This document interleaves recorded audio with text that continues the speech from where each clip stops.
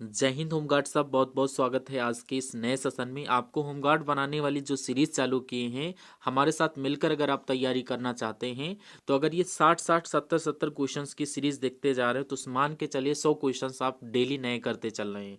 Practice बहुत बड़ी चीज़ है सिलेक्शन के लिए। अगर आप पढ़ के उनकी प्रैक्टिस नहीं करेंगे तो भूल जाओगे। तो जो सीरीज आपके लिए कंटिन्यू कर रहा हूँ तो आप लोग इसको ज़रूर देखिएगा। तो यहाँ पर सब्सक्राइब करके चैनल को जुड़ जाना, क्योंकि डेली यहाँ पर होमगार्ड से रिलेटेड सेशन आपको मिलेंगे और इंडिया लेवल के यहाँ पर 60 क्वेश्चन आज के सेशन में मिलेंगे, जो कि मोस्ट इंपॉर्टेंट है आपके एग्जाम के लिए। तो स्टार्ट करने से पहले पहली बात यह है कि जो भी स्टूडेंट हमसे न्यू कनेक्ट हो रहे हैं चैनल को सब्सक्राइब कर लेना। और इस वीडियो का फायदा आपको तभी मिलेगा जब आप यहाँ पर 60 में से एक भी क्वेश्चन स्किप मत करिए और साथ में हमारे साथ साथ कमेंट करते हुए चलिए। तो फर्स्ट नंबर क्वेश्चन में आप सभी से पूछा जा रहा है कि उत्तर प्रदेश में कुल कितने पुलिस थाना है। तो अगर कुल पुलिस थाना की बात की जाए तो यहाँ पर आपको 1526 लॉक कर देना है। उत्तर प्रदेश में कुल 1526 पुलिस थाना है। Right answer option number D के साथ किया है। उत्तर प्रदेश में कानून व्यवस्था बनाए रखने के लिए लगभग 1526 पुलिस थाने कार्यरत हैं, इसलिए right answer option number D आपका बिल्कुल सही आंसर हो जाता है। Second number question, Uttar Pradesh में कितने नगर निगम है। वेरी मोस्ट इंपॉर्टेंट क्वेश्चन है और आपके एग्जाम में आने की संभावना रख सकता है। तो नगर निगम की बात की जाए तो आपको याद कर लेना है उत्तर प्रदेश में टोटल 17 नगर निगम है। ये संख्या बहुत ही मोस्ट इंपॉर्टेंट है और बार बार एग्जाम में पूछे जा चुकी है ये क्वेश्चन। कह रहा है जनवरी 2026 तक की जानकारी के अनुसार उत्तर प्रदेश में कुल 17 नगर निगम है। शाहजहांपुर राज्य का सबसे नवीनतम यानी 17वां नगर निगम बनाया गया है। तो ये भी याद कर लेना। अगर नगर निगम की संख्या पूछी जाए तो आप लोग ऐसे याद कर सकते हैं, ये 17 नगर निगम है और उनके नाम पूछ लिया जाए तो लखनऊ, कानपुर, वाराणसी, प्रयागराज, आगरा, मेरठ, बरेली, गाजियाबाद, अलीगढ़, मुरादाबाद, झांसी, सहारनपुर, गोरखपुर, फिरोजाबाद, अयोध्या, मथुरा, वृंदावन, शाहजहांपुर। ये आपको ध्यान कर लेना है। आप लोग कहाँ से इस वीडियो को वॉच कर रहे हैं, अपना नाम और डिस्ट्रिक्ट जरूर कमेंट बॉक्स में मेंशन करिएगा, ठीक है। देखिए नेक्स्ट क्वेश्चन में पूछा जरा उत्तर प्रदेश में कुल कितने विकास खंड हैं। तो अगर विकास खंड की बात की जाए तो आपको याद कर लेना है उत्तर प्रदेश में 826 विकास खंड है। कितने हैं? 826 ये विकास खंड है उत्तर प्रदेश में टोटल। ये भी याद कर लेना, इंपॉर्टेंट है, बार बार पूछे जाते हैं। यहाँ पर आपको पता होना चाहिए कि राइट आंसर आपने ऑप्शन नंबर सी किया है। उत्तर प्रदेश में प्रशासनिक कार्यों के लिए कुल 826 विकास खंड बनाए गए हैं, इसलिए right answer option number C बन जाता है। अगर बात किया जाए उत्तर प्रदेश में कुल कितने तहसील हैं, तहसीलों की बात की जाए, बेसिक क्वेश्चन आपको जरूर पता होना चाहिए। अगर तहसील की बात की जाए ये 351 है, इसलिए right answer option number C के साथ कर देना है। और यहाँ पर आप समझ सकते हैं कि उत्तर प्रदेश में प्रशासनिक व्यवस्था के लिए अंतर्गत कुल 351 तहसील बनाई गई हैं, इसलिए ऑप्शन नंबर सी आपके क्वेश्चन का बिल्कुल सही आंसर बन जाता है। और नेक्स्ट क्वेश्चन मैं आपको करवा चुका हूं, लेकिन इसका राइट आंसर आप लोग कमेंट बॉक्स में देंगे। देखते हैं कितने स्टूडेंट को ये क्वेश्चन का राइट आंसर पता है। उत्तर प्रदेश का राज्य दिवस कब मनाया जाता है? वेरी मोस्ट इंपॉर्टेंट क्वेश्चन है। आई होप आप सभी लोग राइट आंसर देंगे। अगर नहीं दे पाएंगे तो कमेंट बॉक्स में हमसे पूछिएगा, मैं आपको बताऊंगा, लेकिन आपको ट्राई करना है एटलीस्ट, ठीक है। क्वेश्चन में पूछा जा रहा है यूपी पुलिस की एसटीएफ का मुख्यालय कहाँ स्थित है। तो यूपी पुलिस के एसटीएफ का मुख्यालय की अगर बात किया जाए तो आपको लॉक कर देना है लखनऊ। अब एसटीएफ का फुल फॉर्म क्या होता है, किसी स्टूडेंट को पता है? अगर पता है तो कमेंट बॉक्स में जरूर लिखिए। उत्तर प्रदेश पुलिस की एसटीएफ यानी कि स्पेशल टास्क फोर्स का मुख्यालय लखनऊ में स्थित है, इसलिए राइट आंसर आपने ऑप्शन नंबर बी को लॉक किया है, तो बिल्कुल सही आंसर बन जाता है। 7 नंबर क्वेश्चन कह रहा है गेटवे ऑफ उत्तर प्रदेश किस नगर को कहा जाता है। तो गेटवे ऑफ उत्तर प्रदेश ये बोला जाता है गाजियाबाद को। किसको बोला जाता है? गाजियाबाद।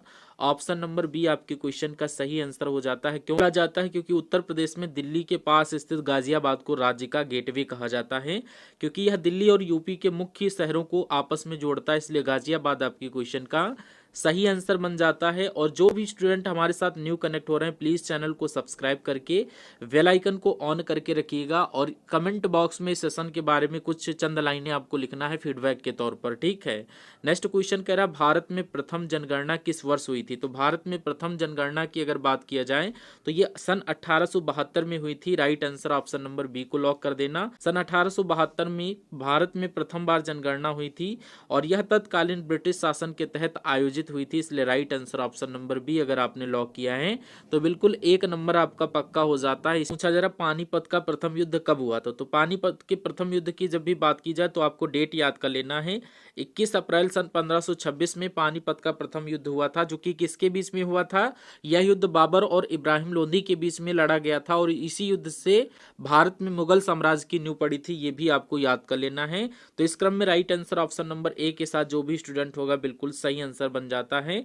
यहाँ पर आप ये समझ सकते हैं कि पानीपत का प्रथम युद्ध 1526 में हुआ था, जिसमें बाबर ने इब्राहिम लोदी को हराकर भारत में मुगल साम्राज्य की स्थापना की थी। मैंने आपको बताया, right answer option number A बन जाता है। और नेक्स्ट क्वेश्चन आपकी स्क्रीन पर पूछा जा रहा है कि उत्तर प्रदेश में पंचायत राज व्यवस्था कब लागू हुई, तो उत्तर प्रदेश में पंचायत राज व्यवस्था 1949 में लागू हुई थी। Right answer option number B बन जाता है।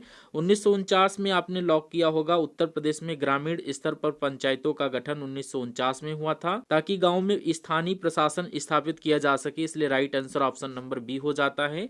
नेक्स्ट कह रहा है भारत छोड़ो आंदोलन कब शुरू हुआ था, तो भारत छोड़ो आंदोलन ये कब शुरू हुआ, तो ये आपको याद कर लेना है। भारत छोड़ो आंदोलन सन 1942 में स्टार्ट हुआ था, इसलिए right answer option number D बिल्कुल सही आंसर हो जाता है। और इसी क्रम में आप लोग ऐसे देख सकते हैं, ऑप्शन नंबर डी को लॉक किया। भारत छोड़ो आंदोलन सन 1942 में महात्मा गांधी के नेतृत्व में हुआ था, ताकि ब्रिटिश सरकार को भारत से तुरंत निकलने पर मजबूर किया जा सके, इसलिए ऑप्शन नंबर डी बिल्कुल सही आंसर बन जाता है। इसी क्रम में नेक्स्ट क्वेश्चन कह रहा उत्तर प्रदेश विधानसभा की पहली बैठक कब हुई थी। वेरी मोस्ट इंपॉर्टेंट क्वेश्चन है और कई बार आपके एग्जाम में पूछा जा चुका है। तो उत्तर प्रदेश विधानसभा की प्रथम बैठक ये कब हुई थी, सन 1952 में हुई थी। Right answer option number D को लॉक कर देना। 1952 आपका ऑप्शन नंबर डी में दिया गया था। उत्तर प्रदेश विधानसभा की पहली बैठक सन 1952 में हुई थी, जब भारत में पहली आम चुनाव के बाद राज्य की लोकतांत्रिक विधानसभा शुरू हुई थी, इसलिए right answer option number D बिल्कुल सही आंसर बन जाता है। नेक्स्ट क्वेश्चन पूछा जा रहा है क्रिप्स मिशन कब आया, तो क्रिप्स मिशन भैया कब आए, तो यहाँ पर उनका सन पूछा जा रहा, तो ये 1942 में आए थे, इसलिए राइट आंसर ऑप्शन नंबर आपका सी हो जाता है। ऑप्शन नंबर सी अगर आपने लॉक किया है तो बिल्कुल सही आंसर हो जाता है। यहाँ पर आप लोग सी कर देना। क्रिप्स मिशन 1942 में आया था। इसे ब्रिटिश सरकार ने भारत में स्वतंत्रता आंदोलन को रोकने और भारतीय नेताओं को सहयोग में शामिल करने के लिए भेजा था, इसलिए ऑप्शन नंबर सी आपकी क्वेश्चन का सही आंसर बन जाता है। और नेक्स्ट क्वेश्चन आपकी स्क्रीन पर कह रहा है किस शहर की शहरी आबादी सबसे अधिक है, तो शहरी आबादी की अगर बात की जाए तो भैया ये कानपुर है। कानपुर ऑप्शन नंबर ए के साथ बिल्कुल सही आंसर हो जाता है। क्यों सबसे अधिक है, तो उत्तर प्रदेश में सबसे अधिक शहरी आबादी वाला शहर बन गया है कानपुर, क्योंकि यह बड़ा औद्योगिक और व्यापारिक केंद्र है, इसलिए ऑप्शन नंबर ए कानपुर को लॉक करते हुए आपको नेक्स्ट क्वेश्चन की तरफ स्विच कर देना है। कह रहा अकबर का मकबरा कहाँ स्थित है, तो अकबर का मकबरा भैया कहाँ पर स्थित है आपको पता होना चाहिए। अकबर का मकबरा आगरा में स्थित है, इसलिए right answer option number B के साथ जो भी स्टूडेंट होंगे कि का मकबरा आगरा में स्थित है, जो मुगल सम्राट अकबर की याद में बनवाया गया था, इसलिए ऑप्शन नंबर बी बिल्कुल सही आंसर बन जाता है। नेक्स्ट क्वेश्चन कह रहा है इलाहाबाद का किला किसने बनवाया, तो इलाहाबाद का किला भैया किसने बनवाया था, तो ये बनवाया था अकबर ने ही। किसने बनवाया था, अकबर। ऑप्शन नंबर बी बिल्कुल सही आंसर बन जाता है। Right answer option number B Akbar के साथ किए हैं। तो इलाहाबाद का जो फोर्ट है वो अकबर के द्वारा बनवाया गया था, मुगल काल में रणनीतिक और प्रशासनिक उद्देश्य से बनाया गया था, इसलिए right answer option number B बन जाता है। अगर हम लोग बात करें भारत में अंग्रेजों का आगमन कब हुआ, तो भारत में अंग्रेजों का आगमन ये कब हुआ था, ये 1498 में हुआ था, इसलिए right answer option number A 1498 को लॉक कर देना। भारत में अंग्रेजों का आगमन हुआ था। आप यूं समझ सकते हैं कि अंग्रेजों का भारत में आगमन 1498 में वास्को डी गामा के भारत पहुंचने के समय शुरू हुआ। हालांकि अंग्रेजों के बाद में 1600 के बाद व्यापारिक आधार पर प्रवेश किया गया था, इसलिए 1498 डेट बहुत इंपॉर्टेंट है और कई एग्जामों में ये क्वेश्चन पूछा जा चुका है, के लिए बहुत ही मोस्ट इंपॉर्टेंट बन जाता है। कह रहा है इलाहाबाद हाईकोर्ट की स्थापना कब हुई, तो इलाहाबाद हाईकोर्ट की स्थापना अगर बात की जाए तो 1866 कहीं दिख रहा है। जी हाँ, ऑप्शन नंबर बी बिल्कुल सही आंसर आप सभी का बन जाता है। इलाहाबाद हाईकोर्ट की स्थापना 1866 में हुई थी। यह भारत के सबसे पुराने उच्च न्यायालयों में से एक है, इसलिए right answer option number B 1866 को लॉक कर देना है। और नेक्स्ट क्वेश्चन कह रहा प्लासी का युद्ध किस वर्ष हुआ था? तो प्लासी का युद्ध भैया कब हुआ था? तो ये युद्ध हुआ था 1757 में। कब हुआ था? 1757। ऑप्शन नंबर ए बिल्कुल सही आंसर हो जाता है। और यहाँ पर आप समझ सकते प्लासी का युद्ध 1757 में हुआ था, जिसमें रॉबर्ट क्लाइव ने बंगाल के नवाब सिद्दौला को हराकर ब्रिटिश ईस्ट इंडिया कंपनी की सत्ता स्थापित की थी। इसलिए 1757 बहुत ही मोस्ट इंपॉर्टेंट डेट है, याद कर लेना। कई एग्जामों में ये पूछा जाता है। कह रहे कपिल वस्तु किस जिले में है? तो कपिल वस्तु किस जिले में है आपको याद कर लेना, ये सिद्धार्थ नगर में है। सिद्धार्थ नगर से अगर कोई स्टूडेंट इस वीडियो को वॉच कर रहा हो तो कमेंट बॉक्स में जरूर बताइएगा। वस्तु उत्तर प्रदेश के सिद्धार्थ नगर जिले में स्थित है। यह भगवान बुद्ध के जीवन से जुड़ा हुआ महत्वपूर्ण ऐतिहासिक स्थल है। इसलिए option number A Siddharth Nagar आपको लॉक कर देना है। 1857 की क्रांति कहां से शुरू हुई थी? वेरी मोस्ट इंपॉर्टेंट क्वेश्चन है। तो 1857 की क्रांति की जब भी बात की जाए तो आपको मेरठ याद कर लेना है। ये मेरठ से स्टार्ट की गई थी। अगर मैं थोड़ा आपको डिटेल से बताऊं तो 1857 की क्रांति यानी सिपाही विद्रोह सबसे पहले मेरठ से शुरू हुई थी और फिर धीरे धीरे अन्य जगहों तक फैल गई। इसलिए right answer option number C Meerut बहुत ही इंपॉर्टेंट क्वेश्चन है, लॉक कर दीजिएगा। नेक्स्ट क्वेश्चन में पूछा जा रहा है कि गंगा एक्सप्रेसवे किस शहर से शुरू होता है? तो ये आपका मेरठ से ही शुरू होता है। इसलिए right answer option number A को लॉक कर दीजिएगा। जब भी बात की जाए गंगा एक्सप्रेसवे उत्तर प्रदेश के मेरठ से शुरू होकर प्रयागराज तक जाती है, इसीलिए इसका आरंभिक शहर जो है मेरठ है। इसलिए right answer option number A बन जाता है। मेरठ को लॉक कर दीजिएगा। नेक्स्ट क्वेश्चन कह रहा उत्तर प्रदेश में सबसे बड़ी जनसंख्या कौन सी है? थारू, भील, गोंड या खैरवर? तो आपको याद कर लेना है उत्तर प्रदेश में सबसे बड़ी जनजाति जो है वो थारू है। थारू आपकी ऑप्शन नंबर ए में दिया गया है, जो कि बिल्कुल सही आंसर बन जाता है। आप ऐसे समझ सकते हैं कि उत्तर प्रदेश में सबसे बड़ी जनजाति थारू है, जो मुख्य रूप से कुशीनगर, श्रावस्ती और आसपास के जिलों में निवास करती है। इसलिए थारू को लॉक कर देना। ऑप्शन नंबर ए बिल्कुल सही आंसर बन जाता है। विटामिन सी की कमी से क्या होता है? तो विटामिन सी की कमी से हो जाता है स्कर्वी। क्या हो जाता है? Scurvy. Scurvy option number B बिल्कुल सही आंसर बन जाता है। विटामिन सी की कमी से स्कर्वी होती है, जिसमें मसूड़ों से खून आना, त्वचा पर दाग और कमजोरी जैसी समस्याएं होती। इसलिए स्कर्वी को आप लोग लॉक करेंगे, बिल्कुल सही आंसर बन जाता है। विटामिन सी की कमी से स्कर्वी नामक रोग होता है।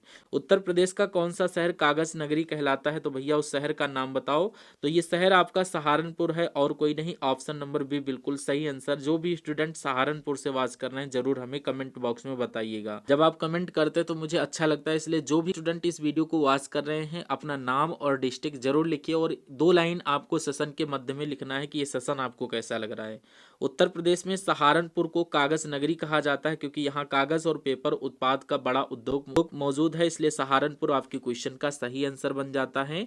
और नेक्स्ट क्वेश्चन में पूछा जा रहा उत्तर प्रदेश में रामायण मेला कहाँ लगता है? तो उत्तर प्रदेश में रामायण मेला की अगर बात की जाए तो ये नाम आपने सुना होगा, चित्रकूट। चित्रकूट के साथ जो भी स्टूडेंट होंगे बिल्कुल सही आंसर हो जाता है। उत्तर प्रदेश में रामायण मेला मुख्य रूप से चित्रकूट में लगता है। यह धार्मिक और सांस्कृतिक महत्व वाला स्थान है और यहाँ भगवान राम से जुड़े कई स्थल हैं। इसलिए चित्रकूट आपके क्वेश्चन का बिल्कुल सही आंसर बन जाता है। और इसी क्रम में नेक्स्ट क्वेश्चन आप सभी से पूछा जा रहा भारतीय संविधान कब लागू हुआ? वेरी मोस्ट इंपॉर्टेंट क्वेश्चन है। क्या ये भी क्वेश्चन आपको बताना पड़ेगा? अगर ये भी बताना पड़ेगा तो गंदी बात है, लेकिन फिर भी मैं आपको बता दूं 26 जनवरी 1950 आपको लॉक कर देना। ऑप्शन नंबर सी, क्योंकि भारतीय संविधान 26 जनवरी 1950 को लागू हुआ था। आपको पता है कल आपने 26 जनवरी गणतंत्र दिवस मनाया होगा, तो इस दिन को गणतंत्र दिवस के रूप में मनाया जाता है। इसलिए right answer option number C बन जाता है। नेक्स्ट क्वेश्चन कह रहा दशहरी आम किस स्थान से संबंधित है? तो दशहरी आम की जब भी बात की जाए कई बार ये क्वेश्चन रिपीट हुआ है। मलिहाबाद आप बिल्कुल राइट आंसर करेंगे। ऑप्शन नंबर बी के साथ कर लेना कि दशहरी आम मलिहाबाद का बहुत ज्यादा संबंधित है, यानी कि दशहरी आम किस स्थान से संबंधित है? तो मलिहाबाद आपको लॉक कर देना। ऑप्शन नंबर बी बिल्कुल सही हो जाता है। आप ऐसे समझ सकते हैं दशहरी आम उत्तर प्रदेश के मलिहाबाद यानी बाराबंकी जिले से संबंधित है और यह अपनी मिठास और खुशबू के लिए बहुत ज्यादा प्रसिद्ध है। नेक्स्ट क्वेश्चन कह रहा उत्तर प्रदेश का प्रसिद्ध रेशम उद्योग कहाँ है? तो उत्तर प्रदेश का प्रसिद्ध रेशम उद्योग की बात की जाए तो ये वाराणसी में है। वाराणसी ऑप्शन नंबर बी में दिया गया, बिल्कुल सही आंसर बन जाता है। वाराणसी का रेशम उद्योग बहुत प्रसिद्ध है। यहाँ की काशी सिल्क साड़ियाँ और बनारसी सिल्क पूरे देश और विदेश में मशहूर हैं। ठीक है। नेक्स्ट आपकी स्क्रीन पर राष्ट्रपति का कार्यकाल कितने वर्ष का होता है? वेरी मोस्ट इंपॉर्टेंट क्वेश्चन है, बेसिक क्वेश्चन बताओ। राष्ट्रपति का कार्यकाल आपको 5 वर्ष लॉक कर देना। ऑप्शन नंबर बी आपकी क्वेश्चन का सही आंसर हो जाता है। और यहाँ पर देख सकते हैं कि भारत में राष्ट्रपति का कार्यकाल 5 वर्ष का होता है, जिसके बाद उन्हें फिर से चुनाव में खड़ा किया जा सकता है, इसलिए right answer option number B बन जाता है। इसी क्रम में नेक्स्ट क्वेश्चन, उत्तर प्रदेश का कौन सा शहर साइकिल नगरी कहलाता है? तो भैया साइकिल नगरी कौन कहलाता है? तो आपको कानपुर लॉक कर देना, ऑप्शन नंबर डी आपकी क्वेश्चन का सही आंसर हो जाता है। क्यों? क्योंकि आपको पता है उत्तर प्रदेश में कानपुर को साइकिल नगरी कहा जाता है, क्योंकि यहाँ साइकिल बनाने का बहुत बड़ा उद्योग है और देश भर में साइकिल सप्लाई होती है यहीं से, इसलिए कानपुर आपकी क्वेश्चन का सही आंसर बन जाता है। और नेक्स्ट क्वेश्चन कह रहा है उत्तर प्रदेश का कौन सा शहर शिक्षा नगरी कहलाता है? वेरी मोस्ट आईएमपी क्वेश्चन है। आप लोग बताओ भैया उत्तर प्रदेश का कौन सा शहर शिक्षा नगरी कहलाता है? तो आपको लॉक करना है Prayagraj. Prayagraj option number B बिल्कुल सही आंसर हो जाता है। उत्तर प्रदेश में प्रयागराज को शिक्षा नगरी कहा जाता है क्योंकि यहाँ कई प्रमुख शैक्षणिक संस्थान और विश्वविद्यालय हैं। इसे शिक्षा और अध्ययन का महत्वपूर्ण केंद्र माना जाता है, इसलिए right answer option number B Prayagraj बिल्कुल सही आंसर हो जाता है। स्टूडेंट प्रयागराज से मुझे देख रहे हैं वो जरूर कमेंट बॉक्स में बताइएगा। नेक्स्ट क्वेश्चन कह रहा है मानव शरीर की सबसे बड़ी ग्रंथि कौन सी होती है? कई बार क्वेश्चन रिपीट हुआ, आपको यकृत याद कर लेना है। मनुष्य के शरीर की सबसे बड़ी ग्रंथि कौन सी है? यकृत, जो कि ऑप्शन नंबर सी में दी गई है। मानव शरीर की सबसे बड़ी ग्रंथि यकृत यानी लीवर है। यह खून साफ करने, पाचन में मदद और शरीर में कई रासायनिक प्रक्रियाओं में महत्वपूर्ण भूमिका निभाती है। ऑप्शन सी आपकी क्वेश्चन का सही आंसर बनता है। नेक्स्ट क्वेश्चन, राजकीय चीनी मिल प्रशिक्षण संस्थान कहाँ स्थित है? तो राजकीय चीनी मिल प्रशिक्षण संस्थान की अगर बात की जाए तो आपको याद कर लेना ये कानपुर में स्थित है। कहाँ पर है? कानपुर। ऑप्शन नंबर डी बिल्कुल सही आंसर बन जाता है। नंबर डी आपने लॉक किया होगा। देखिए उत्तर प्रदेश में राजकीय चीनी मिल प्रशिक्षण में स्थित है। यह चीनी मिल उद्योग से जुड़े तकनीकी प्रशिक्षण के लिए बहुत ज्यादा प्रसिद्ध है, इसलिए right answer option number D हो जाता है। बात किया जाए अगर दशावतार मंदिर उत्तर प्रदेश में कहाँ स्थित है, तो दशावतार मंदिर की जब भी बात की जाए तो आप लोग किस ऑप्शन को लॉक करोगे?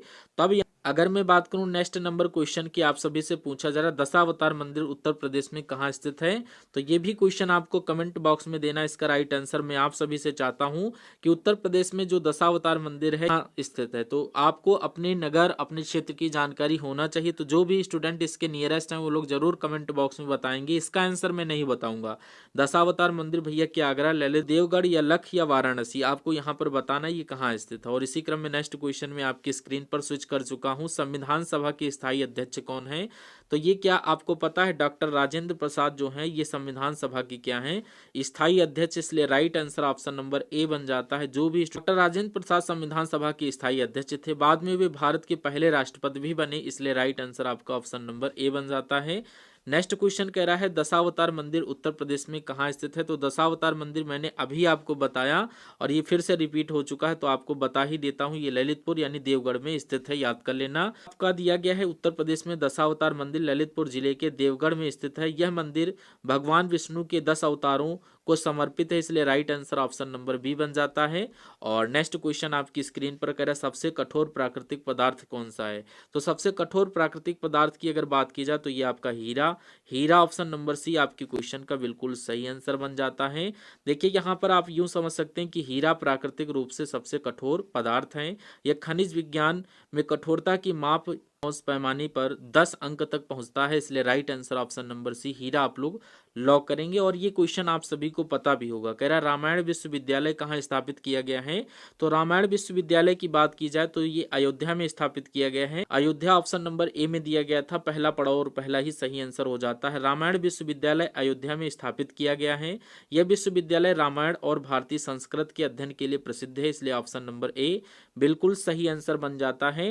नेक्स्ट क्वेश्चन आपकी स्क्रीन पर अगर उत्तर प्रदेश का राज्य पशु संरक्षण अधिनियम कब लागू हुआ? तो राज्य पशु संरक्षण अधिनियम की जब भी बात की जाए तो आपको क्या याद कर लेना? 1960 ऑप्शन नंबर ए में दिया गया है। जो भी स्टूडेंट ऑप्शन नंबर ए को लॉक करेगा 1 नंबर पक्का हो जाता है। यहाँ पर समझ सकते हैं कि उत्तर प्रदेश में राज्य पशु संरक्षण अधिनियम 1960 में लागू किया गया था ताकि जानवरों और उनकी सुरक्षा के लिए कानून व्यवस्था स्थापित की जा सके, इसलिए ऑप्शन नंबर ए 1960 बिल्कुल सही आंसर बन जाता है। और इसी क्रम में नेक्स्ट नेक्स्ट क्वेश्चन कह रहा संविधान दिवस कब मनाया जाता है। तो संविधान दिवस ये कब मनाया जाता है आपको याद कर लेना है। ये जो संविधान दिवस है ये प्रत्येक 26 नवंबर को मनाया जाता है, इसलिए right answer option number D हो जाता है।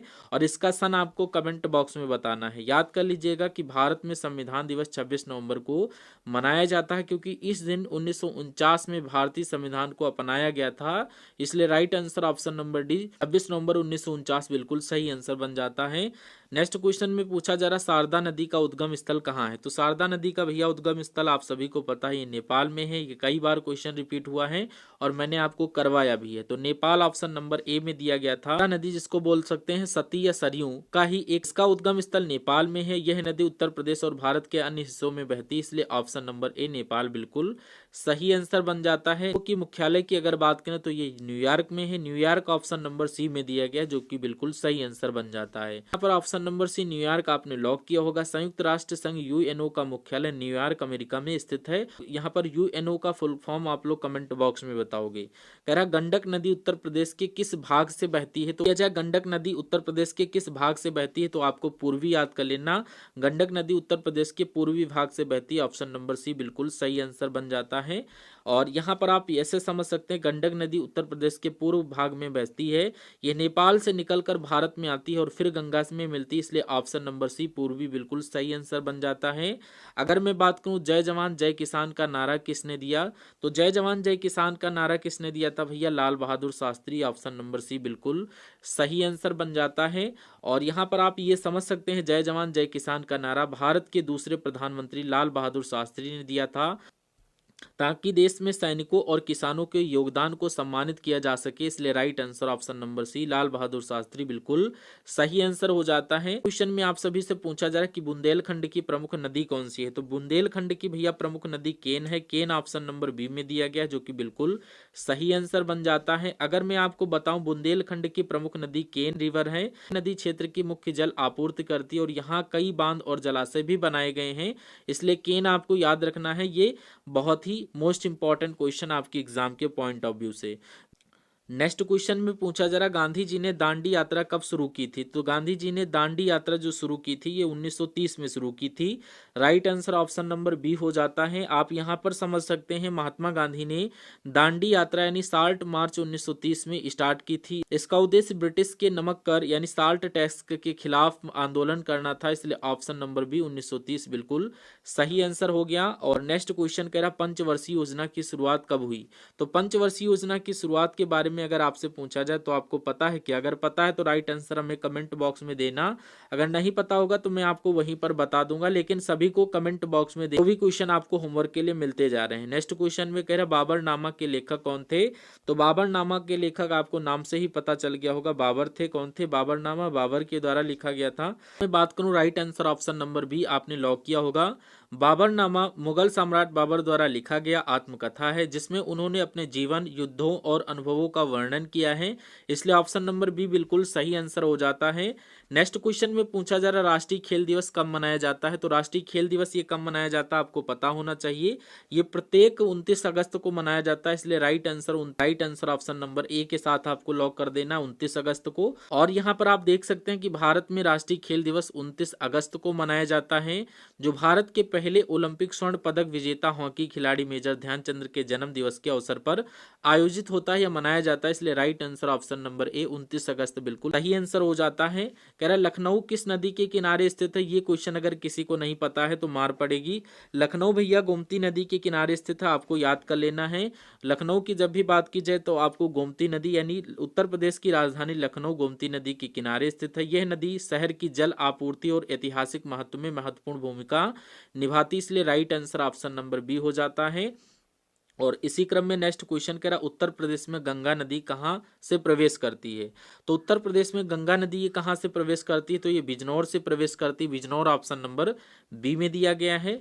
और समझ सकते हैं कि उत्तर प्रदेश में गंगा नदी बिजनौर जिले से प्रवेश करती है। यहाँ से यह राज्य के पूर्वी भागों की ओर बहती, इसलिए right answer option number B Bijnor बिल्कुल सही आंसर बन जाता है। उत्तर प्रदेश की प्रमुख मिट्टी कौन सी है। तो उत्तर प्रदेश की प्रमुख मिट्टी की बात की जाए तो आपको जलोढ़ याद कर लेना है। जलोढ़ मिट्टी ये उत्तर प्रदेश की प्रमुख मिट्टी है, ऑप्शन नंबर सी बिल्कुल सही आंसर हो जाता है। उत्तर प्रदेश की मिट्टी मुख्य रूप से जलोढ़ है, जो गंगा और उसकी सहायक नदियों द्वारा लाई गई उपजाऊ मिट्टी है। ठीक है, तो इसलिए right answer option number C हो जाता है। देखिए, आपने right answer option number C के साथ किया होगा कि उत्तर प्रदेश की मिट्टी मुख्य रूप से जलोढ़ है, जो गंगा और उनकी सहायक नदियों द्वारा लाई गई उपजाऊ मिट्टी होती है, इसलिए right answer option number C बिल्कुल हो जाता है सही आंसर। कह रहा है उत्तर प्रदेश की लोकसभा सीटें कितनी है, तो उत्तर प्रदेश में भैया लोकसभा की सीटें अगर बात की जाए तो टोटल यहाँ पर 80 हैं।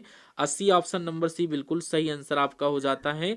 अगर यहाँ पर बात करें तो उत्तर प्रदेश में कुल 80 लोकसभा की सीटें हैं, जो इसे भारत का सबसे अधिक सांसद वाला राज्य बनाती हैं, इसलिए ऑप्शन नंबर सी बिल्कुल सही आंसर हो जाता है। और अगर यहाँ पर बात किया जाए उत्तर प्रदेश की राज्यसभा सीटें कितनी हैं, तो राज्यसभा की जो सीटें हैं आपको यहाँ पर याद कर लेना, वो टोटल यहाँ पर 31 हैं। 31 ऑप्शन नंबर सी में दिया गया है। आप ऐसे समझ सकते हैं कि उत्तर प्रदेश की राज्यसभा में 31 सीटें हैं, जो कि राज्य की विधानसभा के माध्यम से चुने गए सदस्यों द्वारा भारी पड़ जाती हैं। आपने right answer option number B 31 को लॉक किया है। उत्तर प्रदेश की राज्यसभा में 31 सीटें हैं, जो राज्य की विधानसभा के माध्यम से चुने गए सदस्यों द्वारा भरी जाती हैं, इसलिए ऑप्शन नंबर बी आपके क्वेश्चन का सही आंसर हो जाता है। मेजर ध्यानचंद किस खेल से जुड़े हुए थे, तो ये हॉकी से जुड़े हुए थे। हॉकी ऑप्शन नंबर सी बिल्कुल सही आंसर हो जाता है। मेजर ध्यानचंद भारतीय हॉकी खिलाड़ी थे और उन्होंने ओलंपिक में कई स्वर्ण पदक जीतकर देश का नाम रोशन किया, इसलिए ऑप्शन नंबर सी हॉकी बिल्कुल सही आंसर बन जाता है। कह रहा कलिंजर किला किस जिले में है, तो कलिंजर किला भैया किस जिले में है आपको याद कर लेना है। कलिंजर का किला ये बांदा जिले में है। बांदा से जो भी स्टूडेंट देख रहा है वो कमेंट बॉक्स में जरूर अपना नाम बताइएगा।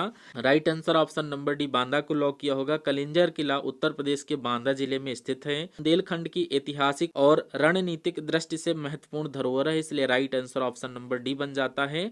और इसी क्रम में नेक्स्ट क्वेश्चन कह रहा है कुशीनगर किस धर्म से संबंधित है, तो कुशीनगर भैया किस धर्म से संबंधित है, ये बौद्ध धर्म से संबंधित है। ऑप्शन नंबर सी बिल्कुल सही आंसर हो जाता है। अगर मैं बात करूं कुशीनगर बौद्ध धर्म से संबंधित है, यह वह स्थान है जहां भगवान बुद्ध ने महापरिनिर्वाण यानी अंतिम समय में पूछा जा रहा हड़प्पा की खोज किसने की थी, नाम बताइए। तो हड़प्पा की खोज करने वाले हैं Dayaram Sahni. Option number B को लॉक कर दीजिएगा। यहां पर आप डिटेल से समझ सकते हैं। Dayaram Sahni option number B आपकी क्वेश्चन का सही आंसर हो जाता है। देखिए हड़प्पा यानी पंजाब कामा पाकिस्तान की खोज 1921 में दयाराम साहनी ने की थी। यह खोज भारतीय पुरातत्व सर्वेक्षण ASI के तत्कालीन महानिर्देशक सर जॉन मार्शल के नेतृत्व में हुई थी। ये नाम याद कर लीजिएगा, जॉन मार्शल के नेतृत्व में हुई थी। हड़प्पा और मोहनजोदड़ो सिंधु घाटी सभ्यता के प्रमुख स्थल हैं, इसलिए दयाराम साहनी आपके क्वेश्चन का सही आंसर बन जाता है। नेक्स्ट क्वेश्चन मोहनजोदड़ो की खोज किसने की, नाम बताइए। तो मोहनजोदड़ो की खोज किसने की थी, रखाल दास बनर्जी। ऑप्शन नंबर सी बिल्कुल सही आंसर हो जाता है। यहाँ पर डिटेल में समझ लीजिए कि मोहनजोदड़ो की खोज 1922 में रखाल दास बनर्जी ने की थी। यह खोज भारतीय पुरातत्व सर्वेक्षण यानी ASI के तहत हुई थी। मोहनजोदड़ो सिंधु घाटी सभ्यता के प्रमुख नगरों में से एक है, ये भी पॉइंट आपको याद कर लेना है। तो भैया सिंधु घाटी सभ्यता की खोज किसने की, आपको पता है क्या? अगर पता है तो हमें कमेंट बॉक्स में बताइए। मोहनजोदड़ो की खोज आपको याद कर लेना है रखालदास बनर्जी, और अगर यहीं पर आपसे पूछ लिया जाए हड़प्पा की खोज किसने की, तो आपको याद कर लेना है दयाराम साहनी। अब इसी क्रम में अगर आपसे पूछ लिया जाए कि सिंधु सभ्यता की खोज किस वर्ष में हुई थी, अगर सन आपसे पूछा जाए तो सन आपको क्या याद कर लेना है, ये याद कर लेना सन 1921 में हुई थी सिंधु घाटी सभ्यता की खोज। क्या याद करोगे, सन 1921 आपकी क्वेश्चन का सही आंसर हो जाता है। अगर फिर भी नहीं समझ में आता है तो आप यहां पर डिटेल से समझिए। आपने right answer option number B के साथ लॉक किया होगा सन 1921, जो कि बिल्कुल सही है। सिंधु घाटी सभ्यता की खोज 1921 में हड़प्पा में हुई थी।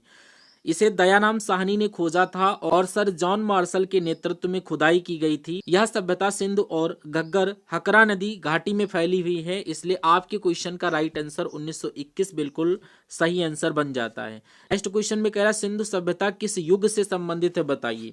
तो सिंधु सभ्यता अगर युग आपसे पूछा जाए तो आपको याद कर लेना है कांस्य युग। और जो भी मेरे पुराने स्टूडेंट इस वीडियो को वॉच कर रहे हैं तो आप सभी से रिक्वेस्ट है आप इस सेशन को देखिए और अपना ये प्रैक्टिस मान करके चलिए रिवीजन का। इसमें आपको आउट ऑफ 50 करते हुए चलना है। क्लास की क्वालिटी कंटेंट बताना है कि ये क्लास आपको कैसी लग रही है फीडबैक के तौर पर।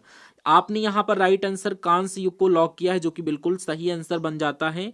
सिंधु घाटी सभ्यता कांस्य युग से संबंधित थी, ईसवी पूर्व तक फैली थी। इस सभ्यता में कांस्य यानी तांबा प्लस टीन के औजार और हथियार प्रचलित थे, इसलिए कांस्य युग है। कांस्य युग आपको याद कर लेना है। नेक्स्ट क्वेश्चन, सिंधु सभ्यता का सबसे बड़ा नगर कौन सा है, नाम बताइए। आपको याद कर लेना है, ये है मोहनजोदड़ो। मोहनजोदड़ो आपके क्वेश्चन का correct answer option number B हो जाता है। मोहनजोदड़ो सिंधु घाटी सभ्यता का सबसे बड़ा और प्रमुख नगर था। यह आज के पाकिस्तान के सिंध प्रांत में स्थित है और यहाँ सड़कें, जल निकासी प्रणाली, बर्तन और शिल्प जैसी उन्नत सुविधाएं पाई गई थी। इसलिए मोहनजोदड़ो आपकी क्वेश्चन का करेक्ट आंसर हो जाए। अगर जब भी आपसे पूछा जाए कि सिंधु सभ्यता का सबसे बड़ा नगर कौन सा था, तो फटाक से आपके माइंड में आंसर आना चाहिए मोहनजोदड़ो। ये विकसित आपका था शहर। क्वेश्चन, सिंधु सभ्यता का प्रमुख व्यवसाय क्या था, नाम बताइए। तो सिंधु सभ्यता का अगर व्यवसाय आपसे पूछा जाए तो आप लोग क्या बताएंगे? सिंधु सभ्यता का प्रमुख व्यवसाय कृषि था। कृषि आपका ऑप्शन नंबर सी में दिया गया है, जो कि बिल्कुल सही आंसर हो जाता है। इसके बारे में आपको डिटेल से थोड़ा समझा दूं तो ये आप समझ सकते हैं। सिंधु घाटी सभ्यता का मुख्य व्यवसाय कृषि यानी एग्रीकल्चर था।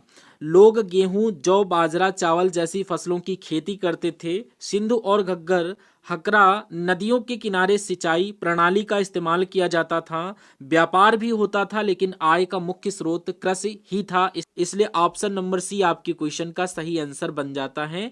और नेक्स्ट क्वेश्चन, कालीबंगा किस नदी के तट पर स्थित था, नाम बताइए। तो आपको याद कर लेना है, कालीबंगा घग्गर नदी पर स्थित था। घग्गर आपके क्वेश्चन का सही आंसर हो जाता है। कालीबंगा राजस्थान में स्थित एक प्रमुख सिंधु घाटी सभ्यता का नगर है। यह घग्गर नदी के तट पर बसा हुआ था। यहाँ कृषि, नगर नियोजन और प्राचीन जल निकासी प्रणाली के अवशेष मिलते हैं, जो कि ऑप्शन नंबर सी घग्गर आपकी क्वेश्चन का सही आंसर है।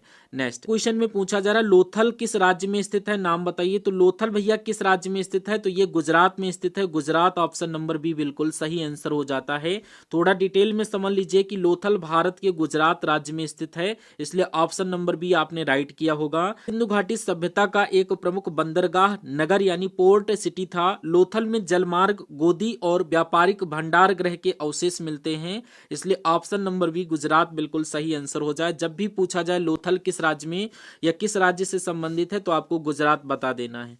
नेक्स्ट क्वेश्चन, भीमबेटका किसके लिए प्रसिद्ध है, नाम बताइए। तो भीमबेटका भैया ये किसके लिए प्रसिद्ध है? अगर आपको पता है तो बताइए, नहीं पता है तो मैं बता दूं। भीमबेटका ये आपका शैल चित्रों के लिए प्रसिद्ध है।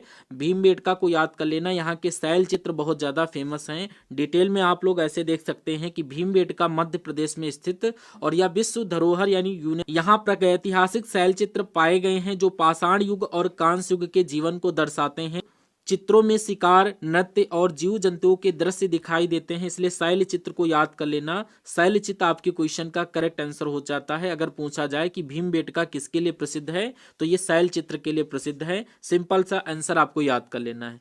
वैदिक काल का प्रमुख ग्रंथ कौन था, आपको बताना है। काल के प्रमुख ग्रंथ वेद थे। वेद ऑप्शन नंबर सी में दिया गया है, जो कि बिल्कुल सही आंसर हो जाता है। डिटेल में आप यूं समझ सकते हैं, वैदिक काल लगभग 1500 से 500 ईस्वी पूर्व का प्रमुख ग्रंथ यानी वेद है। वेदों में ऋग्वेद, यजुर्वेद, सामवेद और अथर्व वेद शामिल हैं। राइट आंसर आपने वेद को लॉक किया होगा।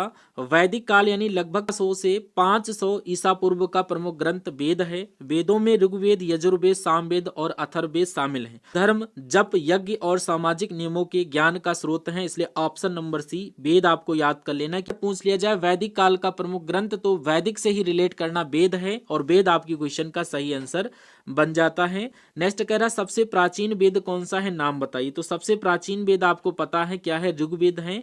ऋग्वेद ऑप्शन नंबर डी में मेंशन किया गया है, जो कि बिल्कुल सही आंसर हो जाता है। आप यहां पर समझिए कि ऋग्वेद जो है ये सबसे प्राचीन वेद है। इसमें हिंदी, संस्कृत और आर्य भाषा में प्रार्थनाएं, स्तुतियां और मंत्र शामिल हैं। यह वैदिक काल लगभग 1500 से 1200 ईस्वी का प्रमुख ग्रंथ है, इसलिए ऑप्शन नंबर डी बिल्कुल सही आंसर हो जाता है। ऋग्वेद याद कर लेना, ये जो है आपका ये सबसे प्राचीन वेद है, याद कर लेना। और अगर यहीं पर पूछ लिया जाए ऋग्वेद में कितने मंडल हैं, मंडल की संख्या बताइए, तो यहाँ पर टोटल 10 मंडल हैं। 10 ऑप्शन नंबर सी में दिया गया है, करेक्ट कर लीजिएगा। अगर यहाँ पर समझे तो ऋग्वेद में कुल 10 मंडल यानी कि बुक चैप्टर हैं। प्रत्येक मंडल में मंत्रों का संग्रह है, जो प्रार्थना, स्तुति और यज्ञ संबंधी है। ये मंडल आर्य समाज और वैदिक धर्म के प्रारंभिक ज्ञान का स्रोत हैं, इसलिए ऑप्शन नंबर सी 10 आपके क्वेश्चन का करेक्ट आंसर बन जाता है। नेक्स्ट क्वेश्चन कह रहा उत्तर वैदिक काल की प्रमुख फसल कौन सी थी, बताइए। तो उत्तर वैदिक काल की अगर प्रमुख फसल की बात की जाए तो आप लोग क्या बताएंगे, तो यहाँ पर आपको याद कर लेना है गेहूं उत्तर वैदिक काल की प्रमुख फसल थी, इसलिए ऑप्शन नंबर बी आपकी क्वेश्चन का सही आंसर बन जाता है। वैदिक काल की प्रमुख फसल क्या थी? गेहूं थी। इसके अलावा जौ और अन्य अनाज भी उगाए जाते थे, लेकिन मुख्य फसल गेहूं को ही माना जाता था। इस काल में कृषि प्रधान जीवन और सिंचाई प्रणाली विकसित हुई थी। तो ऑप्शन नंबर बी आपको याद कर लेना, गेहूं बिल्कुल सही आंसर बन जाता है। क्वेश्चन कह रहा है महाजनपदों की संख्या कितनी है? आपको बताना है अपने यूपी में महाजनपद कितने हैं।